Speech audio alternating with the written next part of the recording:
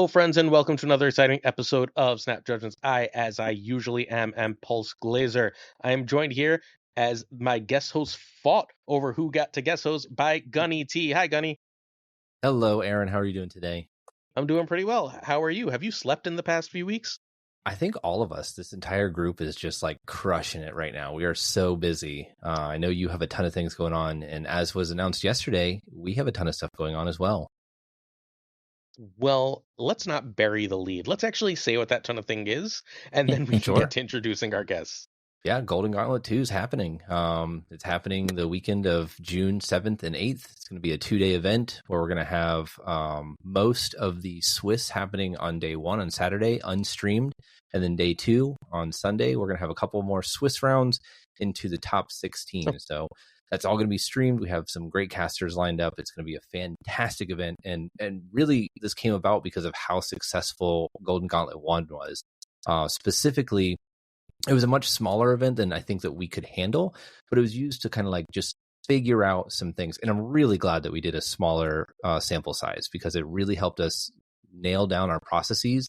And we're going to up it to over 3 times the amount. We had 400 players in the last one. We're going up to 1,200 players. All right. So, before we come back to that subject, we got a few other things to talk about. But let's first introduce another member of the Golden Gauntlet crew of Golden Goldilocks. It is Super Tech God. How you doing, Tech? How you guys? I'm good, man. How about you? How you guys doing? Out there in TB land. That's awesome.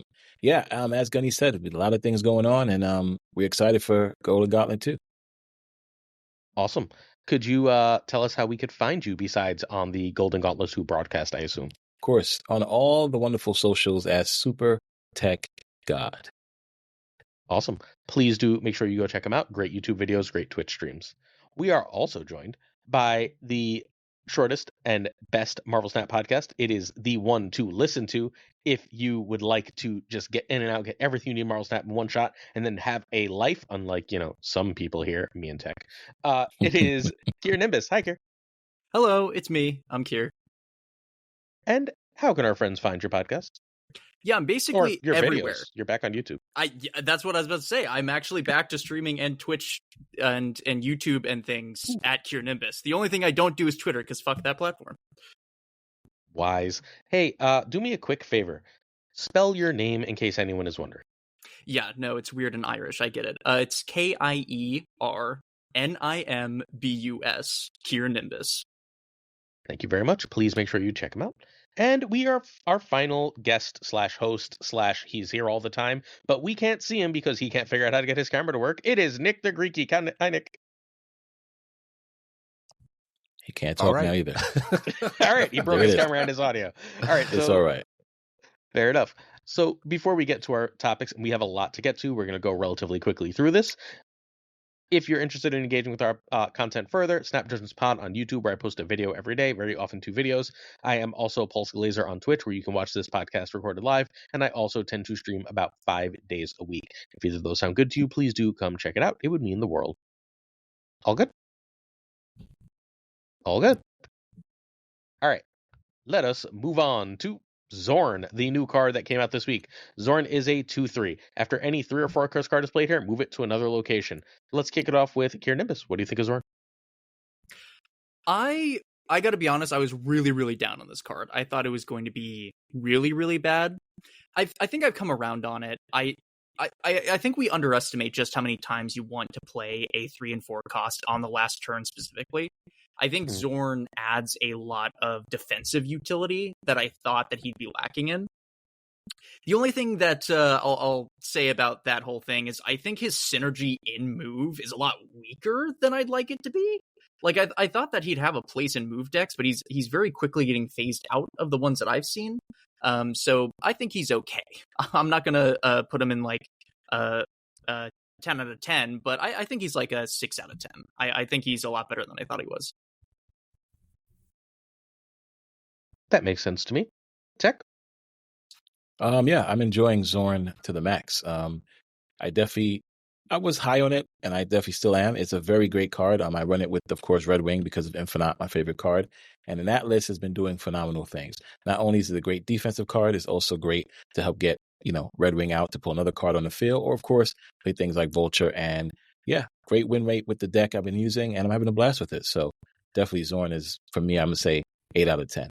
But before we move on, I just want to quickly shout out Kier Nimbus.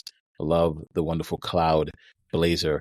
Definitely goes with the name Nimbus. So shout out to you on that. And of course, Gunny, love your wonderful relax shirt, because you need to relax. It's going to be a wonderful time next weekend. Yeah, I was at the beach today.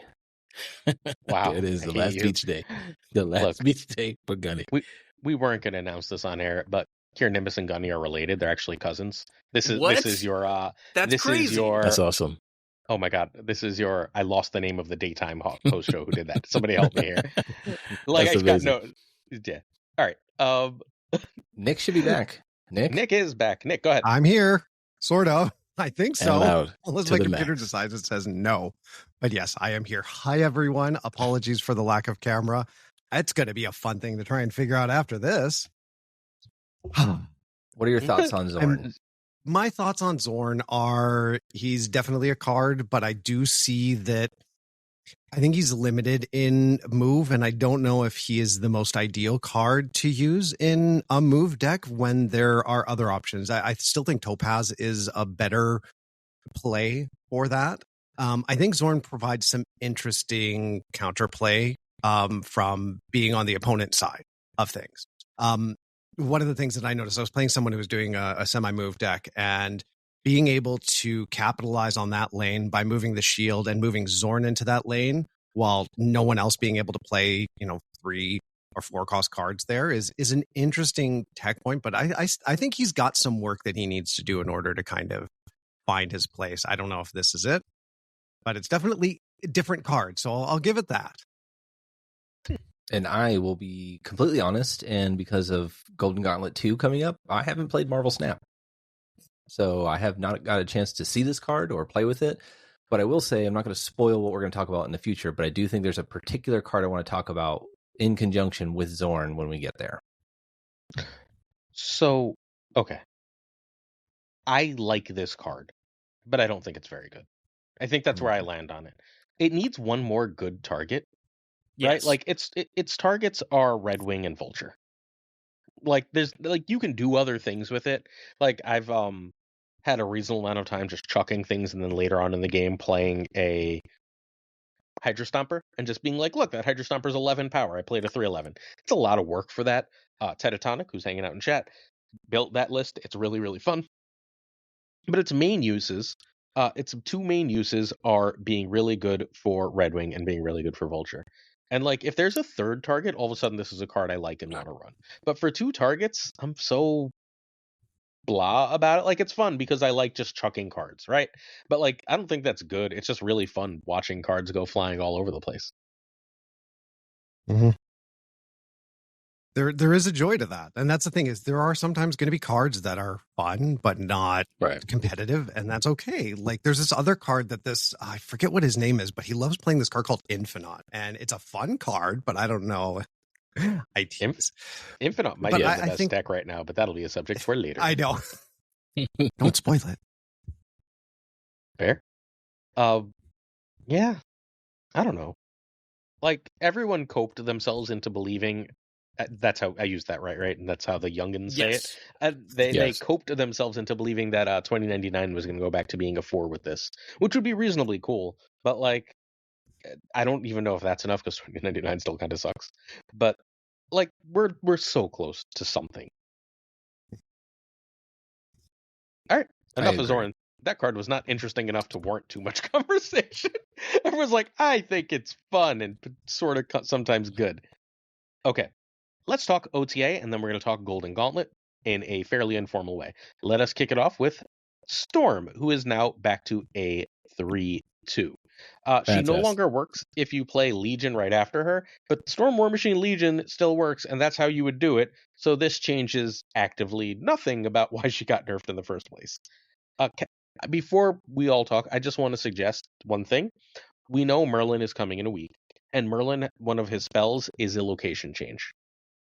Right? It's a 1-cost location change wherever you want. That also gives Merlin +2 power. I think it's wise to analyze Storm with that in mind, because I would almost guarantee they don't make this Storm change if Merlin isn't coming. Let's kick it off with Mr. Tech God. I like the change. I've been talking about it for a while. I miss Storm being a 3-cost. Lockdown kind of been non-existent. And to get Storm back on curve at a 3-cost, I think is huge. It not working with the Legion play is fantastic. But of course, as you mentioned before, it sucks that it still works with War Machine Legion. But nonetheless, with all the things that's coming, like you said, Merlin, in a week from now, this is a great change. I'm happy for it. It was well-deserved. So I'm happy that Storm is back to a 3-2. Yeah, so when I first read the patch notes, I assume myself and a couple of other people thought, oh, okay, so it doesn't work with Legion anymore. And then you read it closer, and you're like, actually, no, it does work with Legion. It's just the off-curve version of that doesn't work immediately, right? The first location will flood after you play Legion, and then the 2 other locations will be flooding the next turn, right? It's when you get the Storm on 3, War Machine on 4, Legion on 5 that suddenly things break and it's the broken thing again. But I don't know. I think this is where Storm needs to be if she wants to be a card. Like we already have Professor X at a higher cost, and there's a clear distinction between like what she does and what Professor X does. And honestly, if Legion Storm decks exist, that's fine with me because I just bought Nocturne and I think she's a cool card. Fair. Gunny? I'm confused. I think what happens when a location gets flooded is the text of the location changes to next turn is the last turn cards can be played here. So on turn 6, if you play Legion on 5, you can still play cards into the flooded locations on 6. Yes, but so flooding and flooded are 2 different locations. Correct. If you play Storm, then you play War Machine. There is no more flooding. It has now become flooded. Okay, so you're changing the locations to flooded. You're not changing them to flood? Yes, correct. The off-curve version does not work. If you're doing it specifically Storm, War Machine, Legion, then it works like it did before. Okay. Yeah. Which means so Blink specifically, version should also work, right? This was the card I was talking about was Zorn.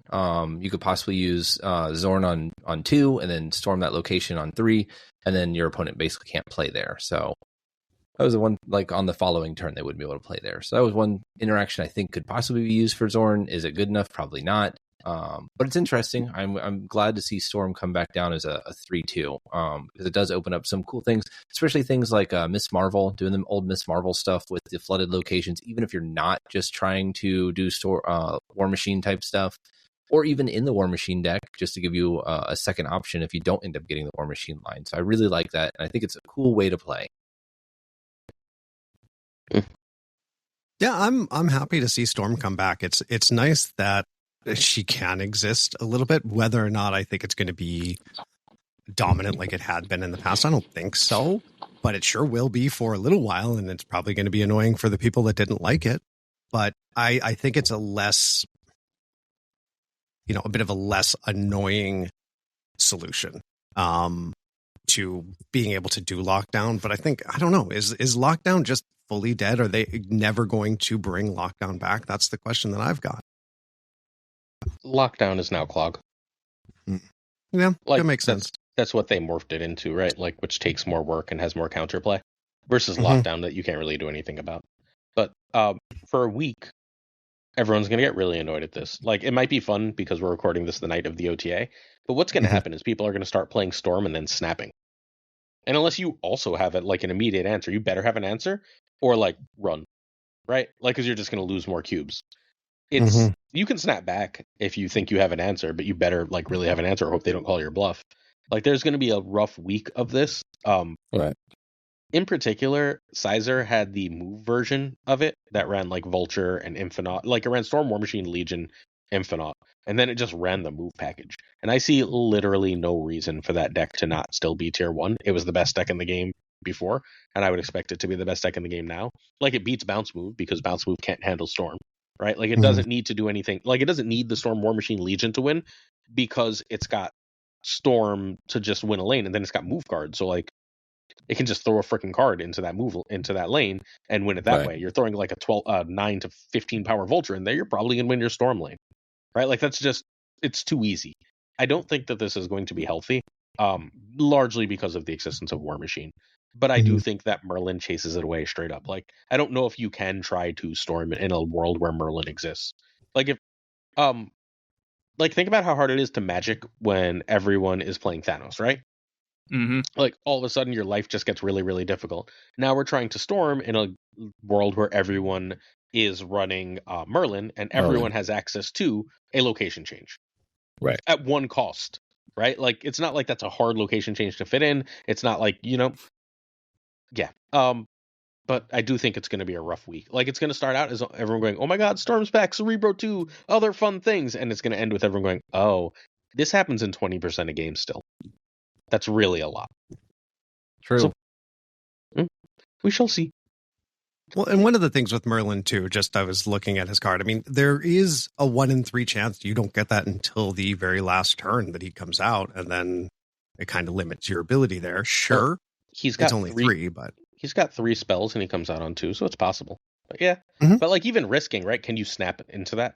If they drop Merlin and then turn 3 you drop Storm, can you snap into that, or do you have to just hold? Yeah, because if you can't snap into it, it's not a threat anymore. Yeah, that's very true. Or play Nocturne because she's cool. I'm on the Nocturne gang. Nocturne because she's cool. Yeah. Nocturne, you can play Nocturne and you can play Zorn, and then you get 2 Nocturnes. Fun. Very true.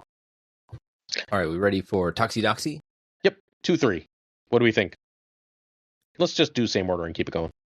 Yeah, great card. I like Toxidoxy only in an Infinite She-Hulk deck, right? Because you got to skip that turn anyway. You can't play that next turn. Hopefully it hits the Infinite She-Hulk, and you get a wonderful buff and power, that buff the Infinite needs anyway. But nonetheless, this buff is needed because nobody's playing Toxidoxy at a 2-1. Putting it as a 2-3 is really good because now that +2 helps. And if you end up playing that card in that lane with her, that's already 5 power out of nowhere. So I like Toxidoxy's wonderful increase in power. Here. Yeah, I mean, the numbers make sense now. On my podcast, I talked about how her numbers did not make sense previously. A 2-1 plus 4 is a 2-5 with a terrible, terrible, terrible downside. It just did not make sense. Maximus is a 2-6 with a bad downside. So in order to make her worth it, a 2-3 plus 4 is a 2-7.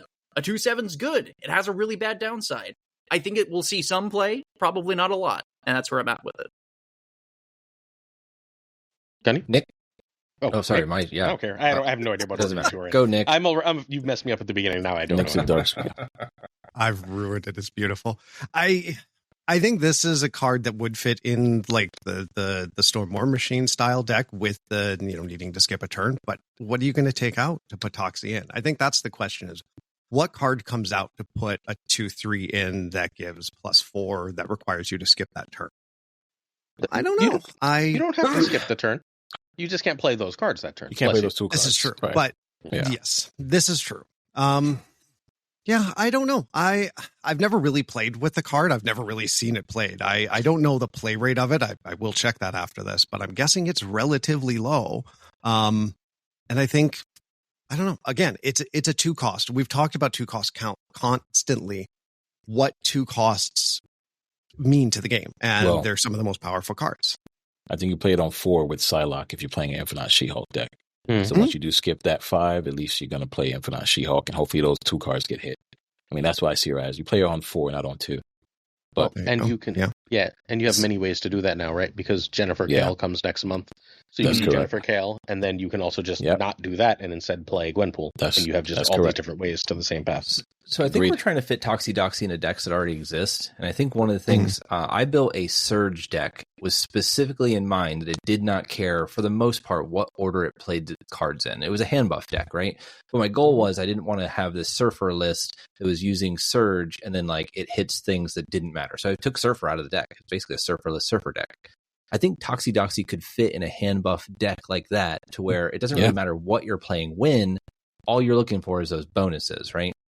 So if all the cards do things based on being buffed with Captain Carter and Broods and things like that. So if you get this down on 2, play something that didn't get hit the next turn, and then the following turns you now have that buff. I think that is where a card, where Toxie can fit is something like that.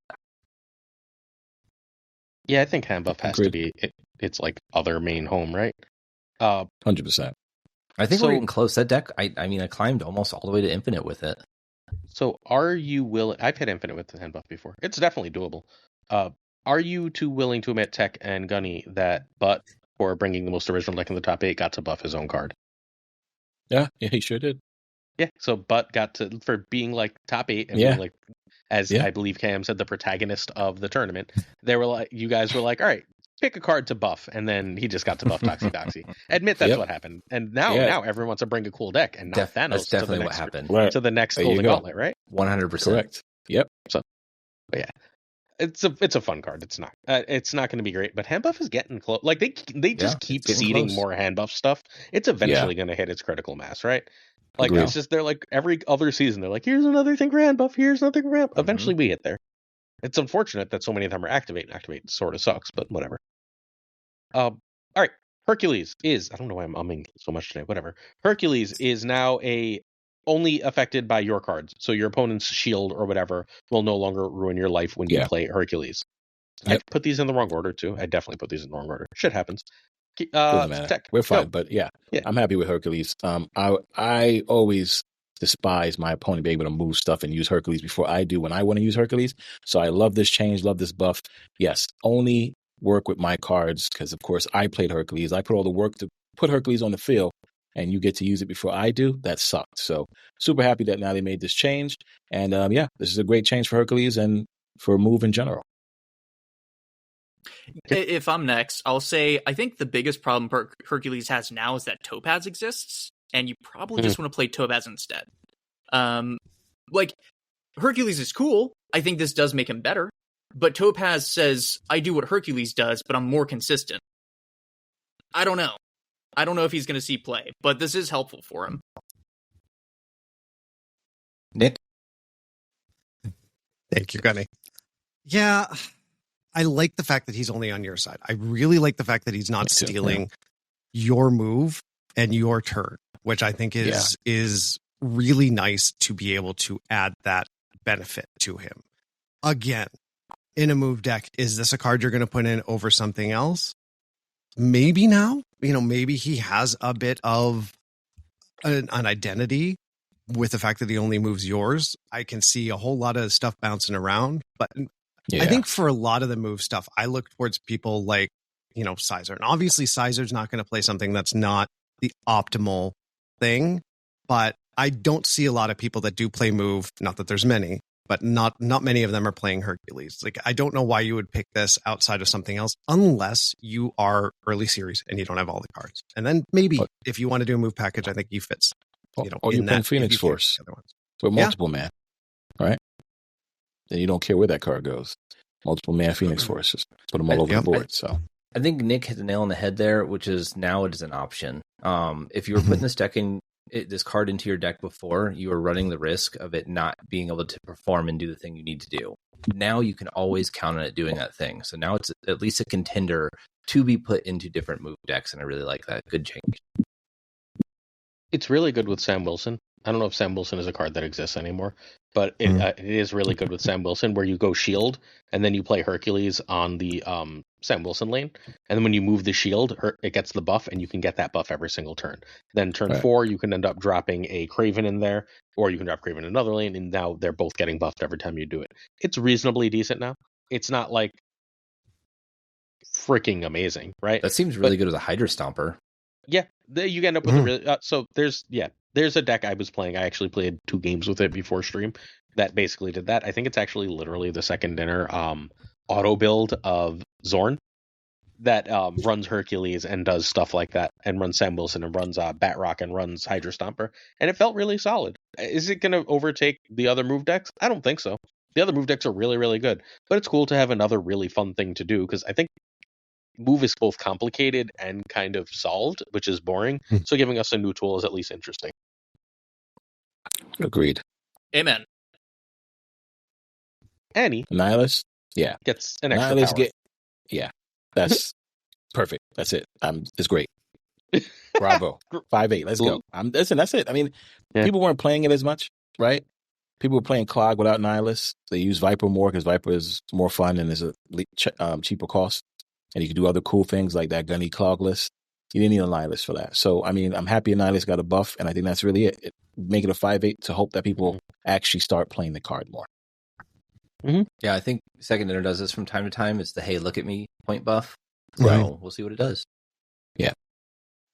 And I think we could just go ahead and say that for the next card. It's the same exact conversation. Mm-hmm. Yeah. All right, what do you got, Kier? Go ahead, Kier. All right, so we're already moving on. This is Electra from a 3/3 to a 3/4. What do you got, Nim? So here's my big problem with this. When you're playing Electro in a deck, the thing you want to do with Electro is get rid of him. Mm-hmm. This makes him worse in a lot of Lady those. Deathstrike. Yeah, Lady Deathstrike no longer applies. Now that he's a 3/4, you're getting rid of 4 power when you're playing Blink.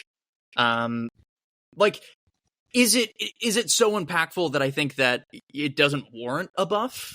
No. I think it's generally good that cards have more power, but I do think it matters. It does. That Lady Deathstrike combo was one of the main use cases for Electro, especially in that like big bads deck. That was a very reliable thing you could do.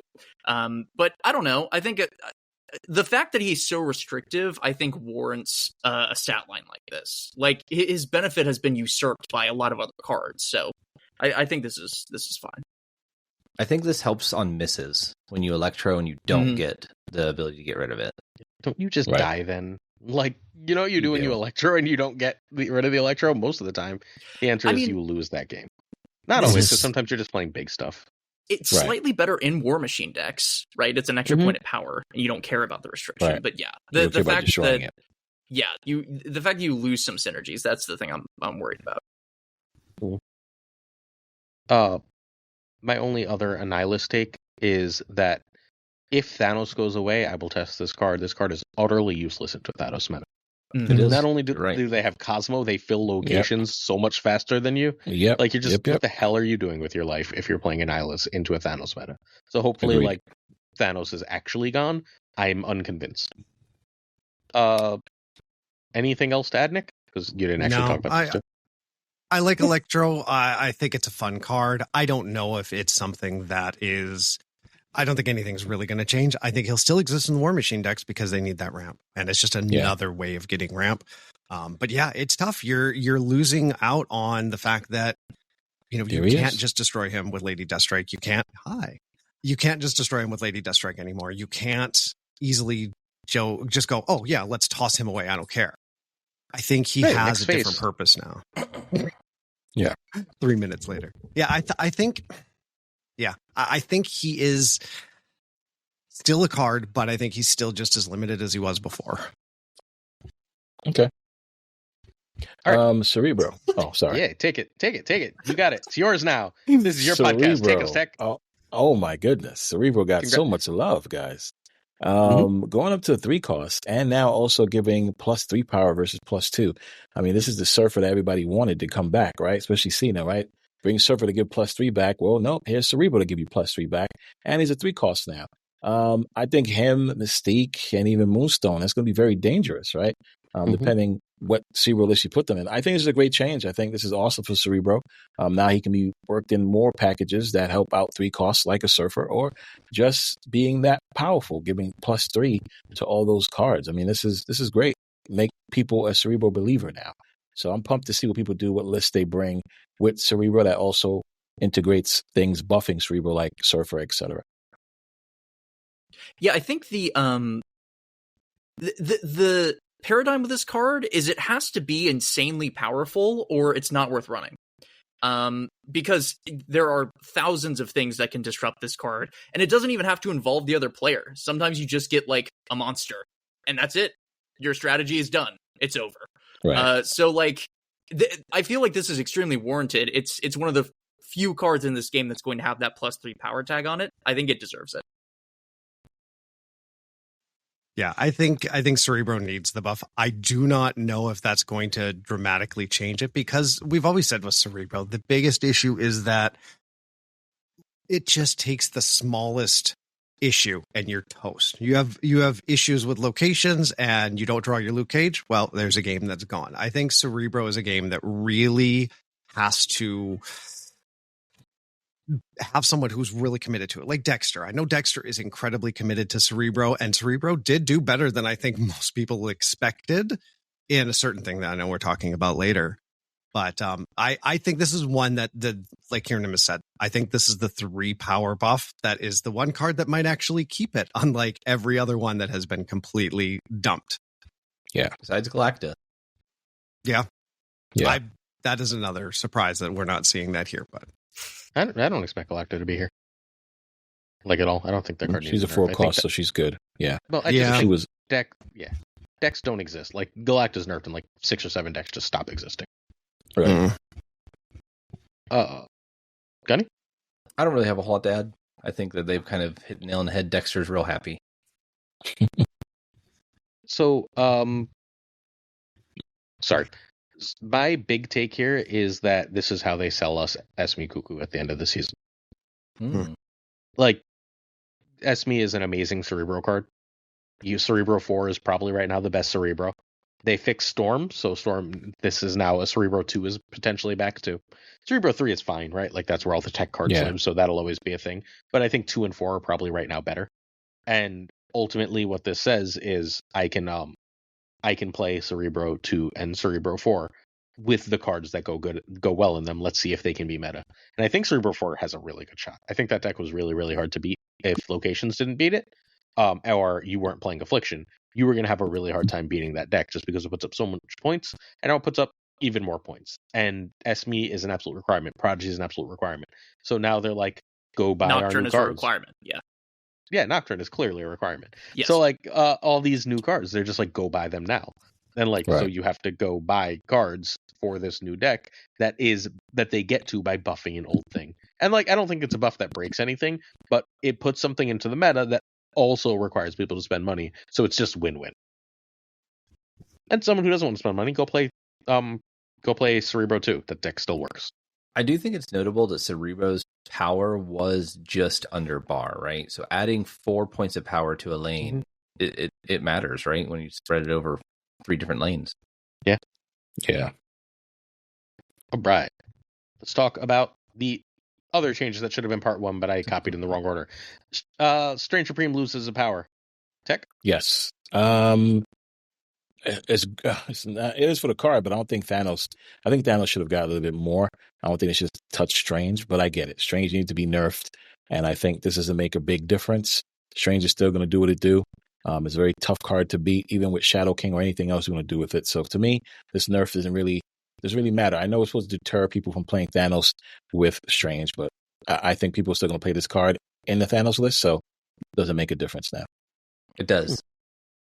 It does make a difference. The one power. Yeah, it definitely does. It always does. Okay, so let's hear it. Why it makes a difference to you guys? Because I'm going to tell you they're still going to win with this list, but I would like to hear how. You just lose a certain, like, one power is I lose a certain percentage more of games, right? Like, that's what one power means. What that percentage is usually something not super high, but the best Marvel Snap decks win something like 60% of games, and then the good Marvel Snap decks win like 55% of games. So if you can knock 2 percentage points off the best deck, other things can catch up. Is it enough? That's debatable. I don't actually necessarily think so, but I think it does matter. How much it matters, remember when we all laughed at the MODOK change, including and especially me? Yeah. When MODOK lost 1 power, like, it matters. It just, like, 1 power consistently matters. And this deck didn't lose 1 power. It lost 2 power and 1 draw. Well, yeah, with the stone. Fair enough. Yeah. Okay. So -2 power, -1 draw means And that, really, like, it could... really 3 power, right? You have the shield, too. Yeah. Oh, yeah, 3 power. Oh, I was counting the shield as a power, not counting Strange as a power, ridiculously enough. But yeah, so it lost 3 power and a draw, which means that when this deck doesn't high roll your face off, and it's still going to be like, oh, look, I found an early Mind Stone, and then I got another draw stone, and I did all the things, it's still going to be great. But now you've got 3 stones that you see early, then now unless you get lucky with your draw, you just don't have any combos. And like, you're going to draw those dead hands far more often. Or at least more often. We'll see how much far it goes. Yeah. My hot take is that he could be a 2-0 and he'd still be an amazing card. He should be a 2-0. So that's where I'm at. I'm like, he should have just made him a 2-0. Like, that. I don't know. Maybe that's just nitpicking, but he doesn't need a power. He gets power from other stuff. No. That's the whole idea of the card. So, I don't know. Yeah, it's tough. It's nice that he's a bit more easy to hit with something like a Red Guardian, but he's still, just like with Doom 2099, it's still a challenge. Unless you are able to target it that first turn, chances are you've got a stone on board that buffs him up, and unless he takes the stone that was in his lane, chances are then they have priority. They can add something else to that then. So it's still, I still don't think, just like with Doom 2099, I still don't think he's an easy target for something like a Red Guardian.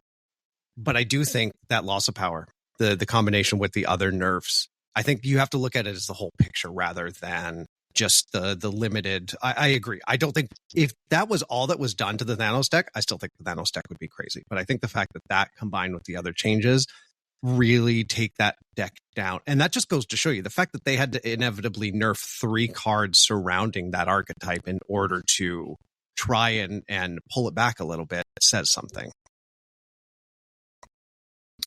Yeah, I think altogether, so kind of about all the cards we're going to talk about coming up here is that I don't think they wanted to crush the Thanos deck. They just wanted to bring it down a peg, right?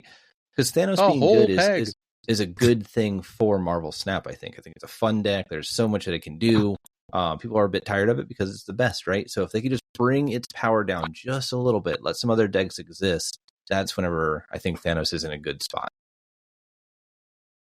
We have 3 straight weeks of OTAs, right? Yeah, 2. something like that. I think 2. No, this was 1 week. Then we have an OTA next week and the week after, right? They took the June 12th one off. I think they said that they were moving up an OTA. So yeah, but the week after, I don't think is guaranteed to be one. Right. I think it's June 5th. Just these 2. Or sorry, it's today, and then June 5th, I think, is the next one. Oh, that's annoying. I thought we had one more. Okay. No, they moved 12 up. Okay, that's genuinely frustrating. Because Golden Gauntlet 2 is going to tell us whether Thanos needs another buff, and nothing is until then. Very true. Right. Like, until then, it's going to be small percentage points that we'll feel but not really be sure of. And then like on the tournament, a bunch of people are going to be like, well, prove to me that this isn't as good, right? And that's going to give us the information we need. I don't know how far in advance they lock in these OTAs, so there could be a big chance that the June 5th OTA takes data from Golden Gauntlet 1 and implements a little bit more. Who knows? Yeah, that makes sense. Also, the other thing that the Strange Supreme change does, and this isn't as big, but there's a lot of other decks that just sort of ran Strange Supreme. Think Clog, think like the Victoria Handless, and I think those decks are just dead. I don't think those decks want, or at least Clog doesn't run Strange Supreme anymore. Because, like, you only have 1 or 2 cards to eat, and if you don't hit Strange, like, it's just not worth the spot anymore. Every power mattered a lot more in that deck than it does in Thanos, which always has food. I don't know. I think that Clog deck was running Strange Supreme to clear up your board. It was almost like running Daredevil in a Clog deck. It's just like insurance that you have places to play. Yeah, I think you'd rather just run Daredevil at that point, though. Because yeah, like, if you don't play Debris, like, what are you really doing? You just played a 2-1. Those Clog decks were running like Grandmaster, though, so they can Grandmaster the Debris and then clear up the field using their Strange Supreme. So yeah, but you have to see Strange Supreme, right? Like, and you have to see Debris, and like, I just don't think that's worth it anymore. I feel you. All right, what are we talking? Okay, we move on to the Shield. Do we? Well, we got to do the Shield. The Shield needs its own conversation. The Shield is too important. The Shield is now a rock. So yes, the Shield. We did talk about this prior.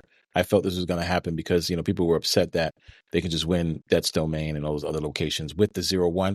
So now making it a 0-0 kind of keeps it fair, but it still does what it needs to do, which is buff all the Captain Americas. But nonetheless, now, again, it just takes away that ability to win those Death Domains and those other locations you can't reach instantly. So great change. I think it was well needed, and, I'm not mad about it. I concur with pretty much everything that Tech said.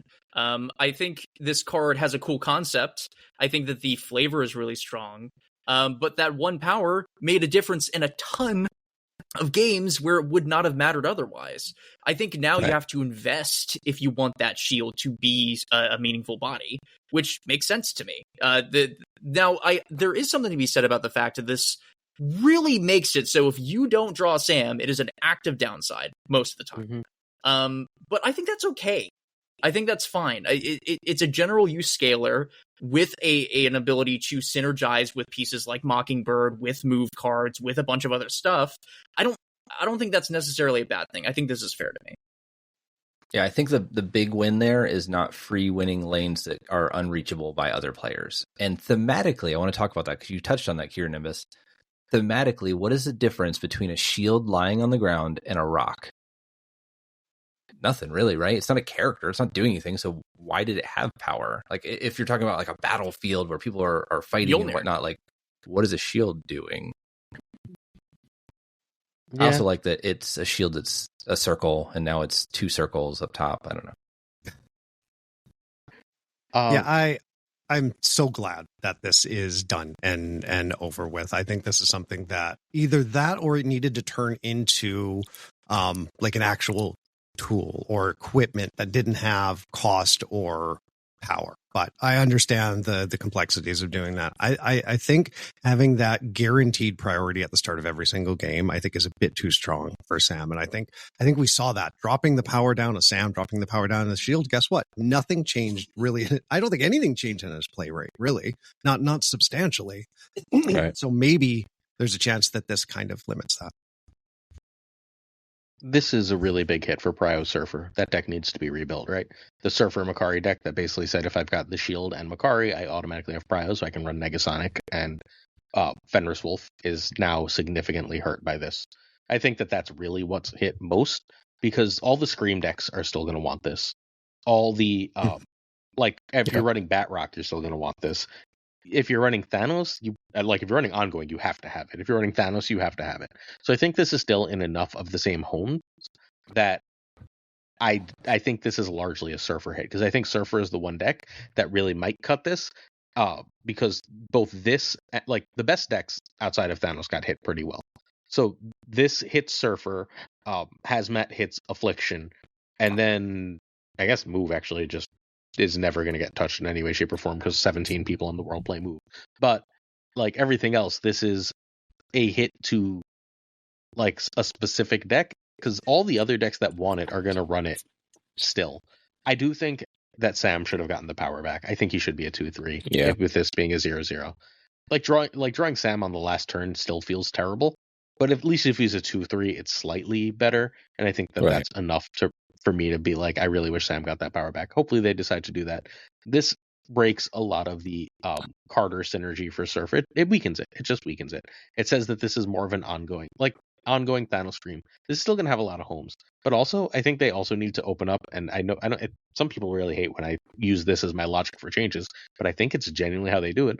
They want to open up design space for Merlin. They want people to buy and play their new 2/3 season pass card. And if you have a what amounts to a 2/3 season pass card that goes in every deck, a lot of people are just going to be like, I have Sam, I don't need Merlin. And like, they don't want that. So in combination of weakening a deck that they wanted to weakening a couple decks that they really want to weaken, pulling them back to Earth is important, and it is relevant. They also get you to buy a new card. There's another card that I'm pretty sure that has that logic too, that we'll get to. All good? Yep. All right, Hazmat. So Hazmat now goes to a 3/2 from a 2/2. I don't like this at all. I like being able to play, Hazmat and my other either 4 costs or, of course, my other 2 cost cards on that final turn. Making it a 3 cost card now isn't the greatest, I feel. But it still does what it needs to do, which is, of course, give -1 to all the cards on the field. But really, that extra cost, I think, is going to be an issue, especially in all the decks that I was running with it. But nonetheless, yeah, I don't think it should have happened. I mean, additional power is fine, but we weren't using Hazmat for our power at all. We're using it just to do what it was supposed to do, which is give -1 and buff that Annihilus. Now you can't even play Magic and play Annihilus and Hazmat any longer. But nonetheless, how do you guys feel about this change? I mean, okay, so I'm an Affliction hater, born and bred. I don't like that deck because it's so polarizing. You either have Luke Cage or you don't, and that's the whole matchup. If you don't have Luke Cage, you're going to lose, like 99% of the time. If they get their Hazmat, right? The synergy pieces they have in the deck now with Diamondback, with Ajax, and even the Malekith, yeah. Even just the distribution of points on how Hazmat works, right? Like if you have less cards than your opponent does, you're always going to be a net benefit, That's something that we all missed at the beginning of Hazmat's lifespan. Of course, she didn't have as many synergies back then, but she's an equal effect. So I don't know. I feel like this is fair. I feel like the stats on the Affliction deck has always been nuts. It's just no one's been talking about it. So I don't know. If this is what they feel like they have to do, then I'm all for it. Honestly, the fact that this kind of kills the Hazmat, at 4 costs, whether Hazmat, Malekith, Hazmat, Man Thing, because I know there's a newer deck that's come around that I was having some success with, and it kills you being able to kind of really own that board on that very last turn. Yeah. You can play Hazmat and Luke Cage, which is maybe better. Maybe you just need to save it for that. But I think the additional cost is going to definitely require a bit of retooling of the Affliction decks, which I'm very much with you on the dislike of the decks, and I hate to admit that I have kind of been trying to lean on them in my travails this month. But I mean, like I said, the problem is the Affliction decks die the second there is a Luke Cage on board. Like you grab a Luke Cage, that kills so many of them. I know there's some that doesn't matter in the grand scheme of things, but I think Luke Cage is a real killer. And I think anytime something like that, like an Affliction deck comes up, Luke Cage just gets back in there. Speaking of that, what's happening with Luke Cage? Is that still happening? I wonder. Yeah, I have no idea. I think one thing here is Affliction is kind of an annoying deck, and I think they like to hit annoying decks. Yeah. So except Scream. They've hit Scream 5 times. Zabu, like Scream's not even great right now, but whatever. Zabu and Surge are how you can play that Force deck, but now you have to have Zabu or Surge. Right, like if you don't hit your Zabu or Surge, you're fairly often going to run, which I think is the biggest hit of anything took in this OTA. What is still good, however, is the version of the deck, assuming that Mobius goes away to some extent, is the version of the deck that's running High Evolutionary and Abomination. That can just drop Hazmat on 5 just like it used to, because all that deck's power came out on the last turn. We shall see. We shall see if that still works. Also, shout out to Mystique. She could start making the decks again. I don't know where she's been, but almost anything not. So I just want to throw it out there. Yeah, I get it. So that Mystique version beat me the other day, and the whole game as I was playing it, I was like, "Why are they so clunky? Why are they?" And then they dropped the Mystique last turn, and it beat me. But I was like, "Oh, you played a really clunky game plan in order to get that Mystique," because you don't really want to copy Man Thing with Mystique, right? You could hit. I guess if we could figure out how to make Diamondback Mystique a thing, maybe we'd be getting somewhere. I don't like Mystique if you only have one good target. It's fundamentally my problem with the card in an Ajax list. Right. But if Diamondback becomes a good hit, then there might be something worth looking into. I don't know. It's just hard because at the end of the day, Mystique is always going to be a 0 power unless you are changing that with negative or past. And that's a hard thing. Yes, you're still taking away potentially, up to, 2, 4, 6, 8 power from that lane. But yeah. I mean, and if you played Ajax on 5, then you can copy the Mystique and then do the Hazmat after. There's still things you can do. It's just it's less efficient, obviously. That one cost does matter. All right. They murdered Sauron in his sleep. They did. He no longer hits your hand, just the deck, but he is a 1/3. Doesn't matter. So important. It doesn't that matter. 1/3 doesn't matter. It's so important to hit things in your hand. Correct. I mean, you have that Ebony the Maw, 1/7? Ebony Maw. Ebony Maw in your hand. There are ways to get around it. Obviously, 0 is way more important in the deck if you need it. You can use Enchantress to do some stuff, but man, that's a big hit. I mean, obviously, it's really good if you do it turn 1. It's a lot easier to fit into your curve, possibly, but I think the Ebony Maw is the biggest piece there. That is the card you have to turn off. Right.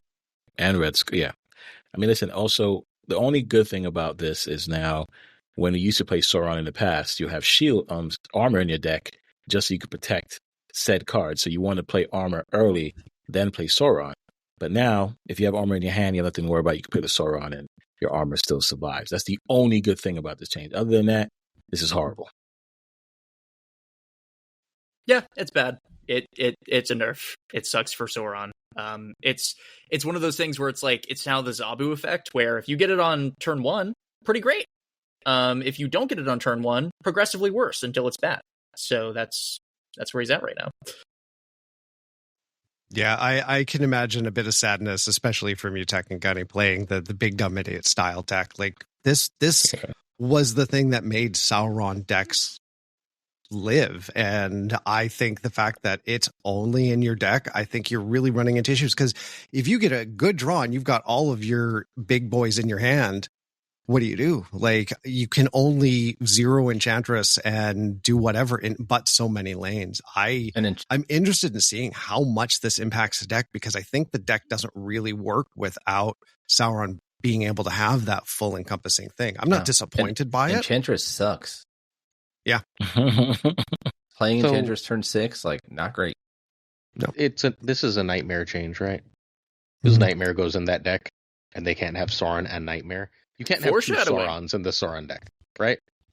Like, that would just be completely broken. So they're releasing Nightmare next month. Nightmare, which, as last we heard, is a 2/2 that replaces the text of any of the cards in your hand with the text of another card of the same cost. Right. So, like, the idea is Sauron hits your deck, then that Nightmare hits your hand, and you're just like, all right, good, we're set. Still hit every card, but now it was harder. But it's not like, now it's more fun and high variance, and so instead of just playing points, I think it's a stupid change, but I understand it from that lens. Yeah. And Makari.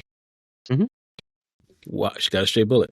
Makari being a 3/4, I think was perfect. I think it was the perfect stats for her. Playing at any list you want to. It doesn't have to be Surfer. It could be, Drac Dump, whatever the case was. 3/4 was a perfect stat line to make her a 3/3. I'm not really sure why they made this change. I'm not happy with it at all. Yeah, I haven't had a chance to read the developer notes. Do they have data that's like different from the stuff that we have access to? Yes. Yeah. But it also is just, they say basically she's seeing too much play right now for a free card. Which is, and let's be clear, it's not a free card, right? It's using one of your draws, and it's using one of your spaces, and it only has synergy in a very select few decks. I don't know, man. Weird change. Yes. They must be seeing something I'm not. It's Prio Surfer. I'm telling you right now, it's Prio Surfer. Like, I have almost no doubt. The best Surfer deck by the stats for like months has been the Nimrod. Sorry, not Nimrod. The Negasonic Surfer. Right.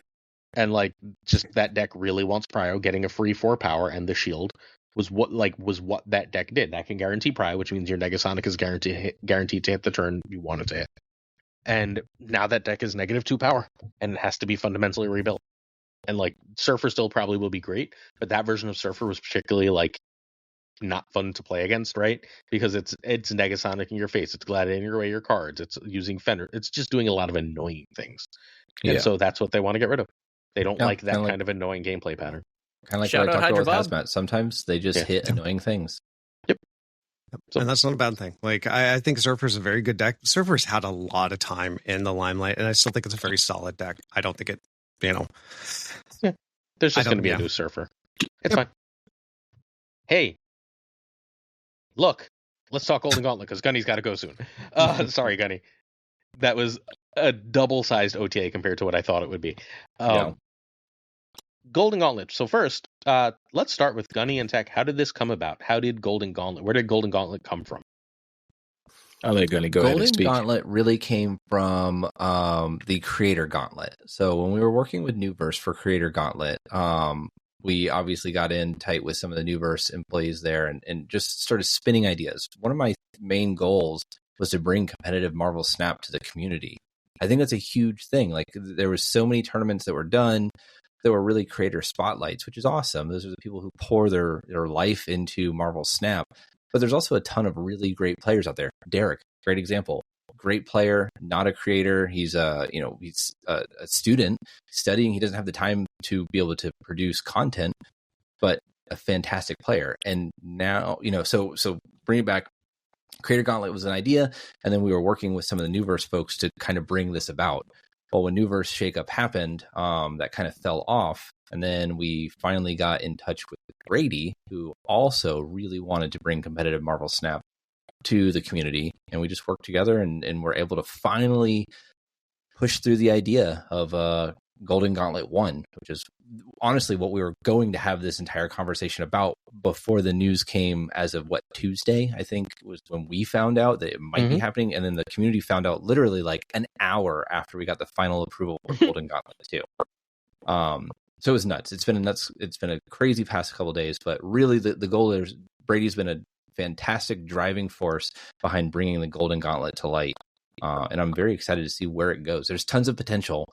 It's really going to come down to what does the end look like? Do the players want it? Do they like it? And so far, they've proved that they have. Do you have anything to add for how we kind of got there, Tech? No, Can I note something quickly? Yeah, go ahead. Sorry, Brady's going to be so annoyed that he's getting credit. Sorry, go ahead. Okay. Go ahead, No. As Gunny said, he kind of named everything out, which basically was exactly what happened. And due to the wonderful support from the community for the first one, everybody having a great time, they reached out again and they want to do another one right away. So we're excited about it. Golden Gauntlet was, created from, of course, Brady, from the Creator Gauntlet that Gunny and the team worked on. And now Golden Gauntlet 2 is coming, guys. And I think that's huge. I think that's huge for the community, huge for the tournament scene. And I'm happy that, we were able to get together with Gunny, Guess, and Models and Brady to go ahead and make something like this actually happen. Yeah, and kind of like behind the scenes, how we got the team of myself, Guess, Tech, and Models together was really through the Creator Gauntlet, right? So whenever I flew out to Tampa and ran SnapCon, I was able to meet some of the Newverse employees there, get my face in front of them, and they said they wanted, the idea came up from some of the conversations we had in Tampa to run the Creator Gauntlet. And then because of my work there, I was able to also meet Tech and meet Guest. Guest has his own avenues of people he was able to talk to. So both Guest and Tech asked me if this is something that we could possibly do. And I can't do anything without Models. He's the one that makes all of my ideas actually function. Right. So that's really where and then obviously a huge shout out to Glazer. The Snap Judgments League is really what made the experience that I have possible to pull off this big tournament. I mean, I've run over 135 Marvel Snap tournaments now, and most of that has come from Snap Judgments League. Cool. So what we're going to do next is Gunny ran the actual tournament, Tech casted, Nick modded the chat, Kirnimbus watched, and I played. We're all just going to say what our experience was. And if anyone has any questions about anyone's experience, please feel free to hop in. But what was each of our experience in the first Golden Gauntlet? Kicking off with, I guess, Gunny, because he's back in. So we'll go Gunny, Tech, Nick, me, Kier. Does that make sense? Yeah. I think that does make sense. So running the Golden Gauntlet was it was awesome. Hands down, one of the coolest experiences I've ever had in my entire life. Just being at the top level there and being able to give my idea to the community has been fantastic. That being said, it was a ton of work. Luckily for the next Golden Gauntlet, we have all that groundwork laid down, so we are able to produce it in such a short timeline. But I wrote a 21-page rule book. That was ridiculous. I mean, I enjoy that kind of stuff, as you know, Glazer, from working with me. I just write pages of logistics stuff for fun. But I wrote a 21-page rulebook that I didn't have to do. All I had to do was edit a rulebook, which is awesome. Then going through our processes of working with the top deck devs to get the in-game chat feature working, then working through judge calls. And all of it is just going to sharpen and get better and better and better as we continue. There were hiccups, and luckily, just from the Snap Grand Prix, most of the players saw none of the hiccups that we really had. But just know that the process is going to get better. Things are getting, being improved and worked on to make a smoother player experience. My number one goal in running any tournament that I ever do is a smooth player experience. Because the minute that you really kind of screw over players and are like, wow, this was awful, they're just not going to come back to your tournaments. And luckily, to this point, nobody has been in a Gunny T tournament and been like, this is the worst thing ever, and I never, ever want to see this guy run a tournament again. Tech fair.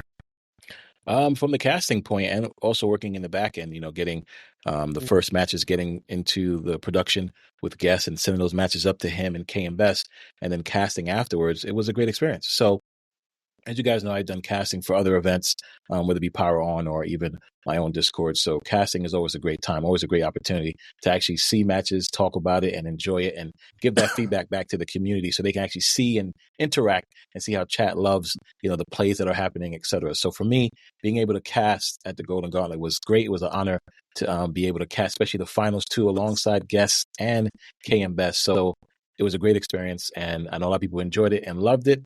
And that's why I'm happy that we're able to go ahead and do a second one and hopefully way more of these, because I think that's where Snap needs to go. Yeah, I was very honored to be able to be a part of it and to help do the moderation. I was expecting it was going to be absolute chaos, not from the back end side of things, but more so from the, oh God, what is this chat going to be like? Who knows what we are going to be looking at?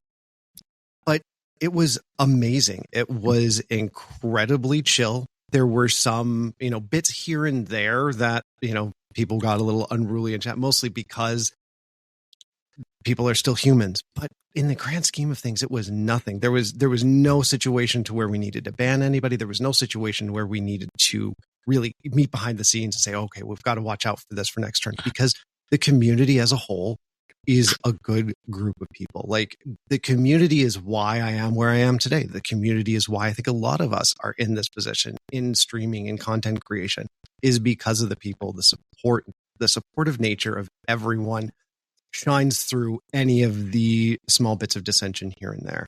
I think the whole process, the hardest thing actually was the 5-minute delay from the other side, because, you make a suggestion or you see something or someone in chat says, oh, we really need to fix this. It's like, well, I can tell them that, but you're not going to see it for a significant amount of time.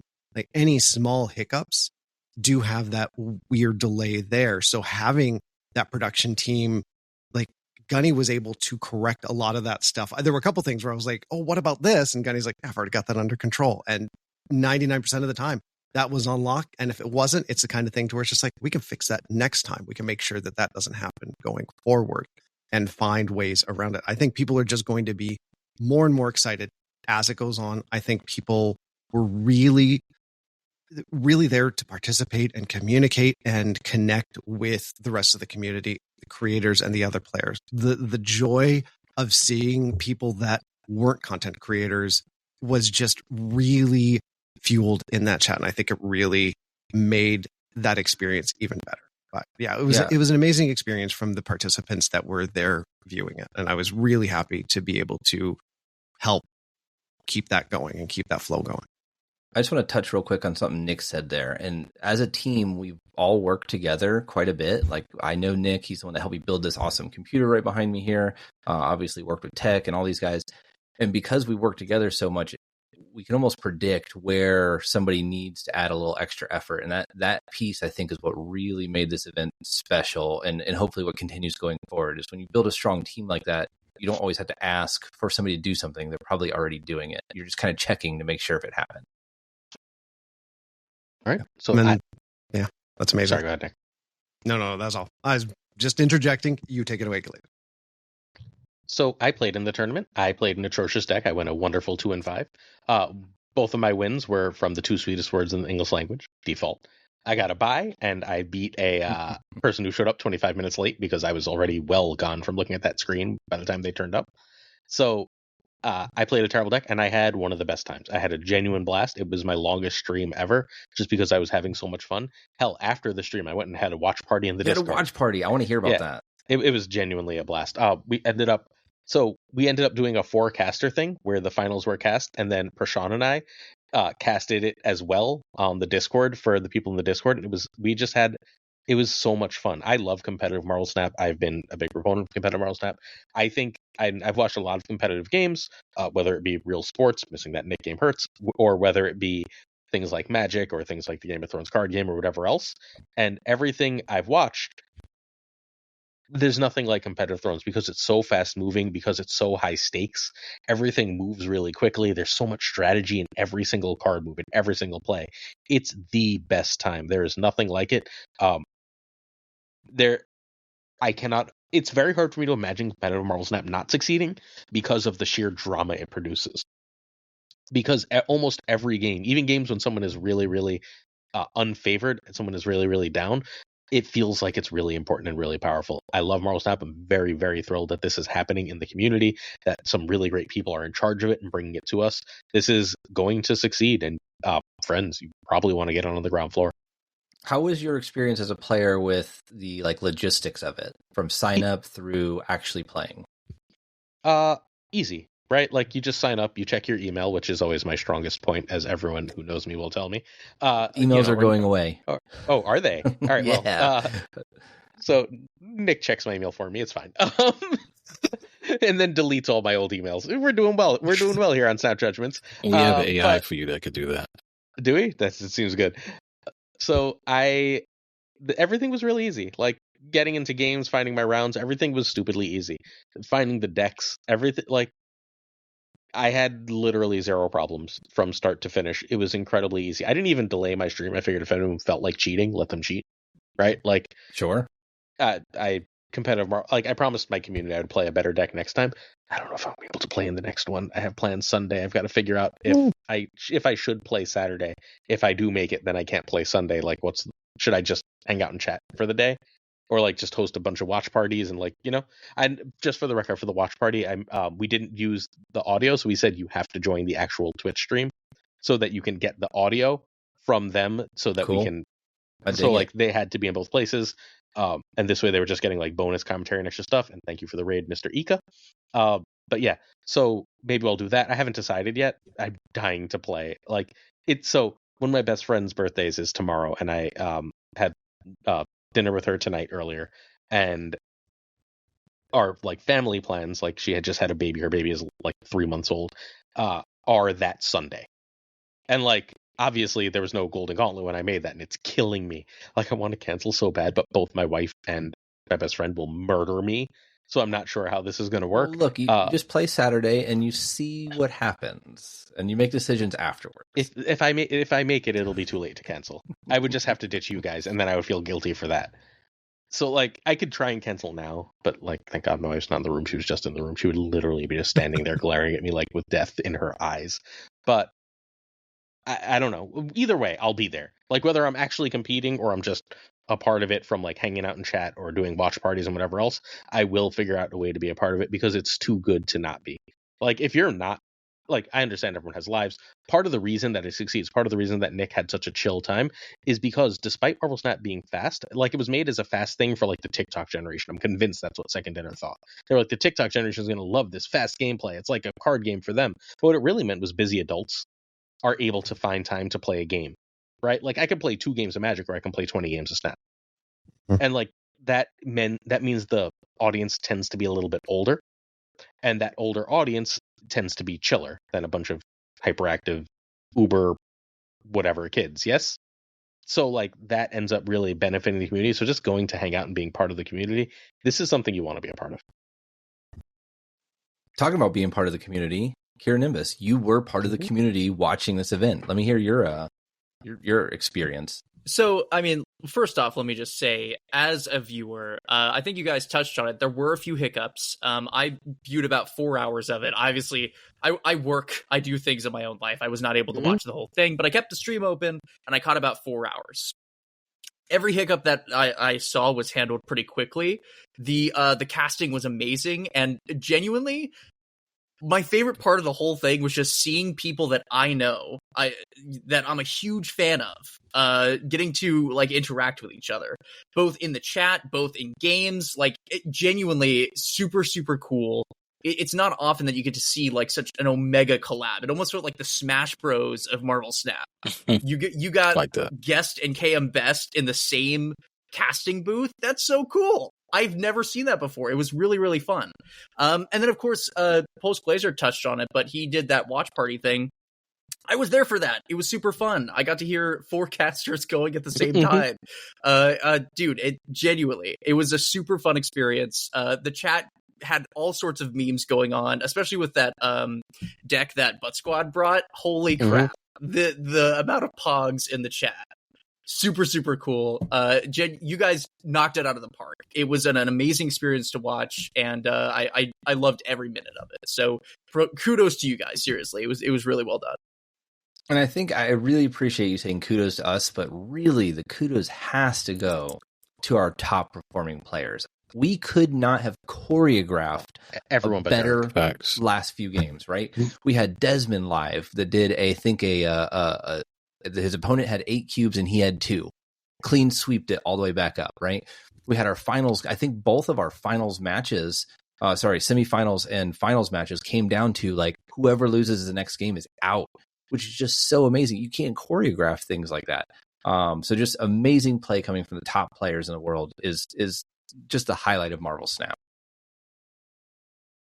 All right. Before we end this segment, last thing, and Gunny and Tech, you guys do this as you so choose. What do we have to look forward to in Golden Gauntlet 2? Is there anything you can tell us? Anything you can give us about that? And then we will move on to the end of the show. Yeah, I think so. We're hammering out some final details about like times and whatnot. But one thing we're doing is we're splitting it up into 2 days, and we're looking at 2 7-ish hour days. So that is going to make it a little bit more friendly for our folks in the EU. It's going to be starting really early for the folks in the West Coast, but they're going to have to suck it up. There's players that played all night and won. So they can do it. I imagine they can wake up a little early. And then for the folks in the EU, it's going to end a little bit later, but not a ridiculous time, right? Unfortunately, that does kick out the Asian. The folks are going to need to be up pretty much all night again. But to run a worldwide event, we can't be perfect for everybody. We're getting there, right? The more that we do, the more regions we're going to be able to accommodate. We're going up to 1,200 players, which I think we mentioned earlier, so 3 times the value.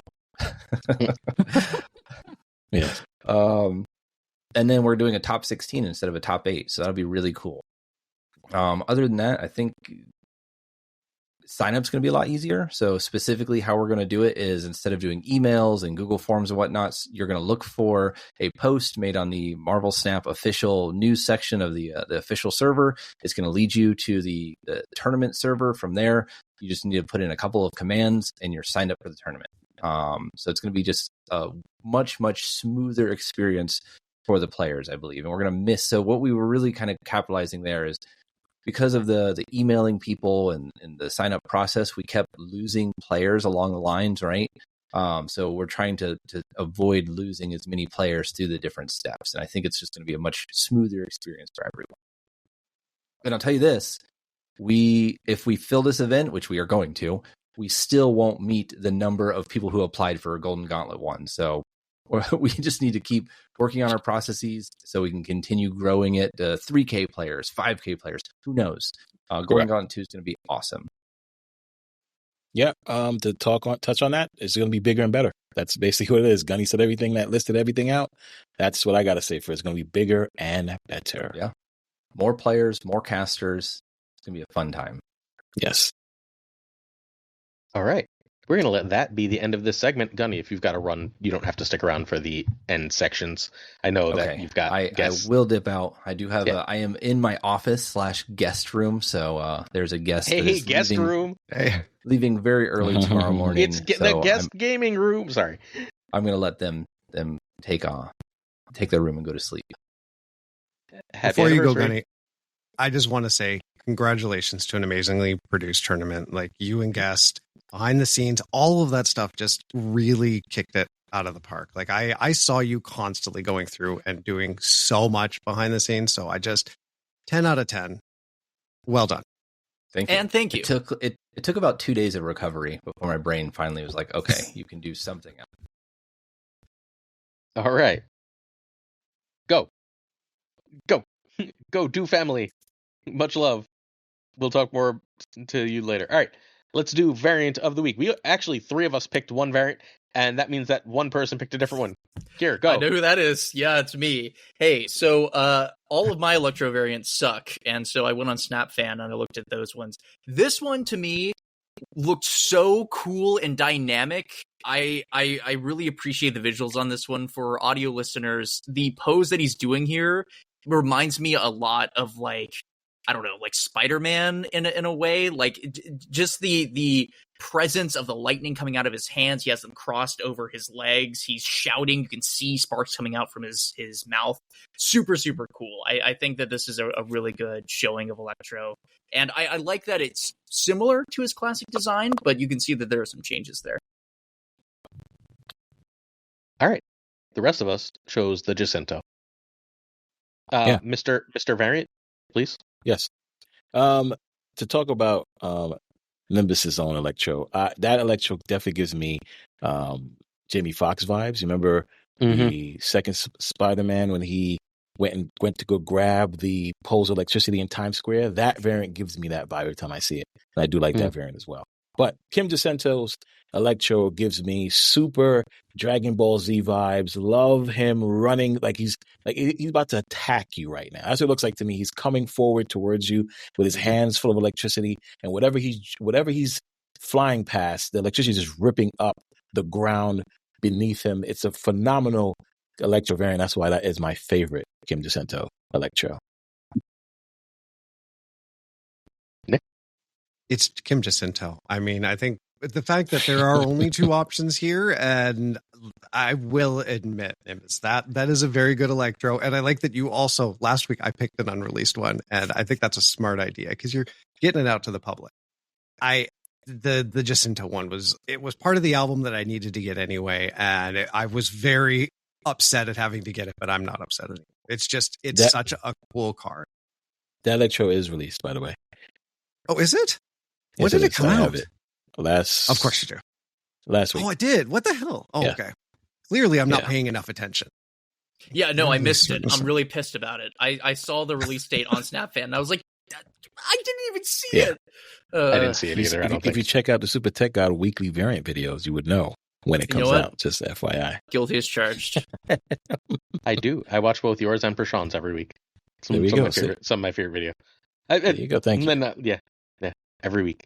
I picked Jacinto because I really like it. What looking at all these Electros means is I wish they made this a little better than a 3-4 because I want to play some of these cool looking Electros, and I feel like just playing Electro to get it off the board when it looks this cool sucks. But yeah, I think I'm actually going to buy the Jacinto, and I own I think one Ultimate variant, but I think I'm buying the Jacinto also. Definitely need to. All right, let us kick it to Tech. Why should we follow you? Because you guys want to see all the variants in the game. Every variant, yes, every variant, especially that new Spectrum variant that I've been dying to get. We finally got it, so we have every variant in the game. We have cool content, variant shows, awesome streams. Definitely come and check out the Super Tech out on all the wonderful socials. Right. So, Nick's gonna almost certainly cut me off at some point, but it's fine. So, oh no, Gunny wanted to talk about Kieran Nimbus. All right, sorry, he had to go. But all right. So a lot of my community is here, and they're always like, I love the Marvel Snap community. I care so much about the Marvel Snap community this, community that. I mean, that's Super Tech God, right? Power on gaming, these tournaments, the 1,000 giveaways, YouTube and Twitch, giant community, always super familial. Everything's amazing. Like, if you care about the community, if the reason you're here or part of the reason you are here watching this is that you care about and love the Marvel Snap community, then you need to be following Super Tech God. There is no one in this community who does more for everyone involved than Super Tech God. You need to be a part of his community. It will not only be heartwarming and benefit you, it's just supporting one of the best people I know. And please, please, please go follow Super Tech God. Appreciate that kind words, Glazer. Thank you. You're awesome in the community as well. Everybody here knows that for sure. But thank you. Thank you.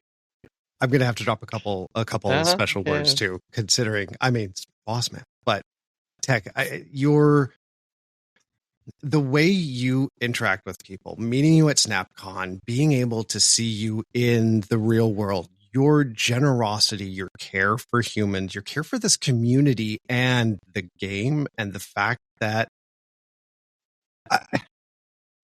it was so impressive to see you up close and personal and see you interact with everyone.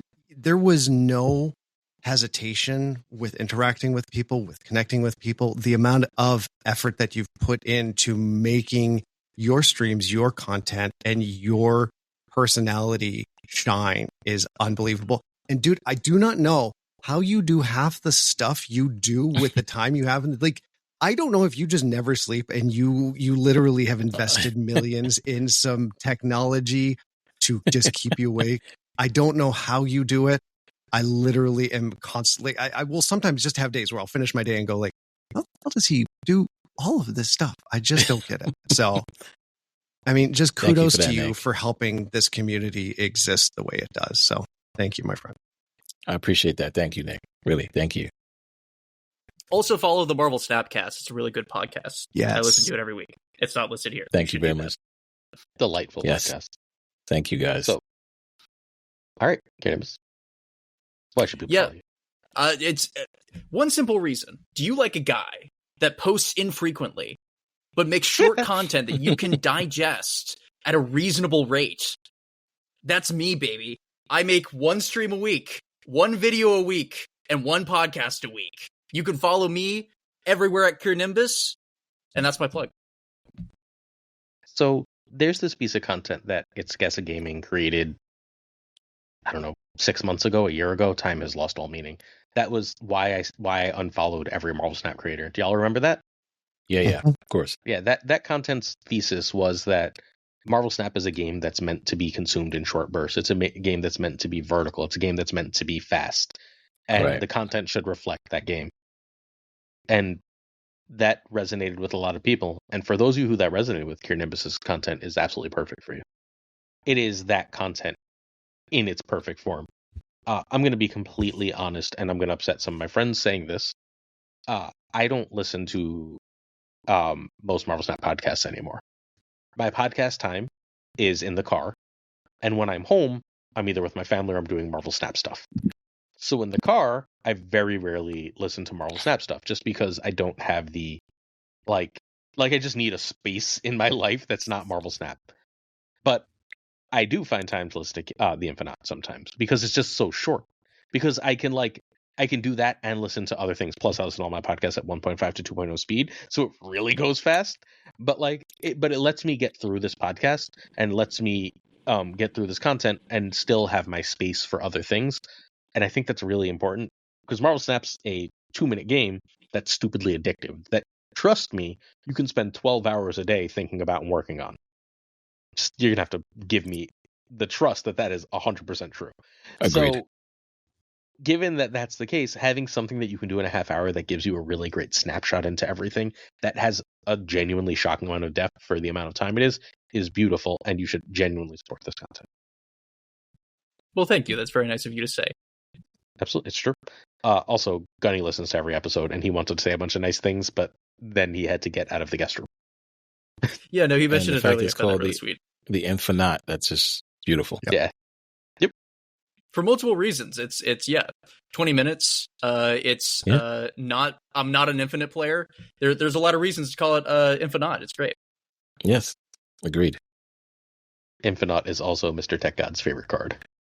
Yeah, well, believe me, I know. I've tried to model my variants off of his variants of there, but I can't get it that far. He's too good. What can I say? No one can. I know. The only one that can is Tech. Oh, Snap CL King, or Oh yeah, SnapJudgeGlazer King and Chase Specs. Yeah, we give those guys for sure. The Uber whales as well. Yes. Yeah. All right. That's good. Oh, Nick, you don't get a slide because you're a host.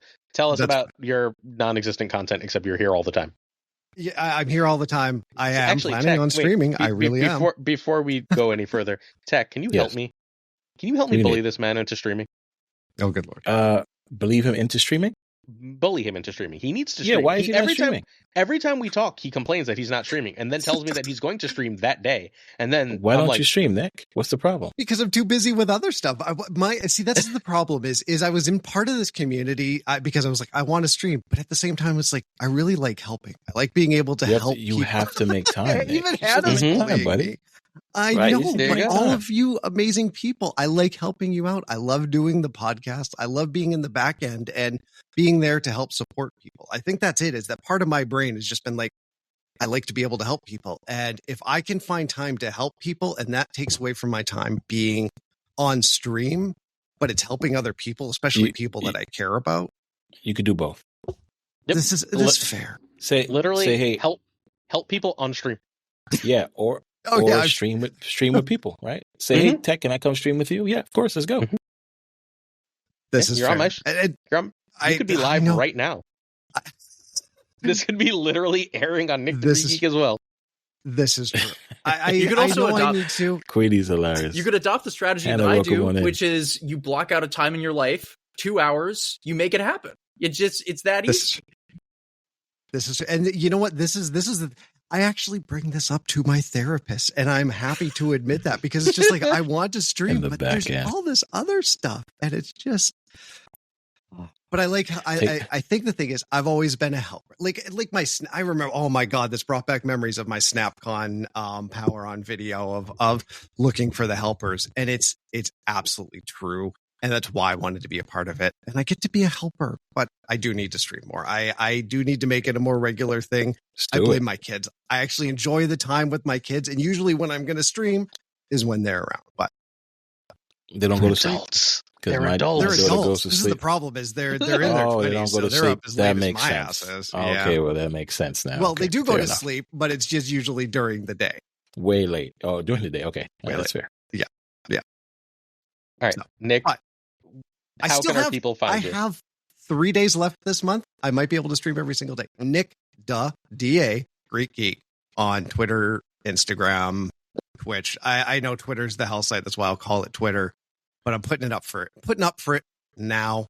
I can click that Marvel Snap tab and I don't have to look at any of the other garbage that's there. So please join me there or follow a stream. I'll probably be in chat. All right. I'm not biased. Certain tiers of support on our Patreon come with on-air thanks. If you're interested, please check out patreon.com/snapjudgments. I'm going to say all these names as fast as I possibly can. Thank you first to our patron of the month, Bricks to Click, then Abigail, Cement, Urban, Irregardless, LAB, and Frost on Note, then Everything, Boker, Brian, Ryan Burke, Ryan Wood, Snap, Run Wrench, Caretix Lee, Corey, Kazushi, Archangel 3K, Black Dahlia, Provost, The Goat Seeker, Code, Hollowed, Only Fox, Synth, Fat Nick, Absolute Shannon, Nightmare, Dirty Casual, Mr. Ruffle, Cable, Ginger, Prime, Phil, Rackwood, Chapel, Kenny Lars of the Daniel, The Beds of Black Tubes, 23 Anglers, The SKPG, Jessica Gamble, Mr. Slush, The King of Bros, The Great Kazoo, Werewolf, Kev Soda, Lunar Cliff, Calam, Colonel Forbin, Rob Sliven, M. Howell, David G. Wingfield, Stephen, Brian Coffin, James Martin, Jason B, Mr. Christ, Matt B, Corey, Corbin, John Q, Jimmy, Mick Q, Yestout, A Sage, One Big Man, Bookman for Reals, Cactus Shack, Reapster, BG, Yo, Marco, Quid Pro, Joe, Snapcitizen Joe, Dick Carlo, Models About Supreme, Bickety Boom, Green Goblin, Unibot, Flam 56, Lee, Fuzzy Spectrum, Hoot, Ocularis, Matt H, DJ Mike Hedgings, No Freaking Flex, Nick, The Greek Geek, Hi Nick, Toxic Soul King, Zodrix, The King of Canada, Dead Man Falcon, Bothor Newman, Jonesy, Snap, Two Ties, The Great Lawrence, The Pirate King Tucker, and of course, Gunny T, where the T stands for, he's out of the guest room. I'll see y'all all for a video every day, but what's more important is that you check out above any of our content, twitch.tv/MarvelSnap. Next Saturday. What's next Saturday's date, Tech? June 7th and June 8th. June 7th and June 8th. Twitch.tv/MarvelSnap. Let's support this community. Let's make this huge. Have a wonderful day. Peace and love, everybody.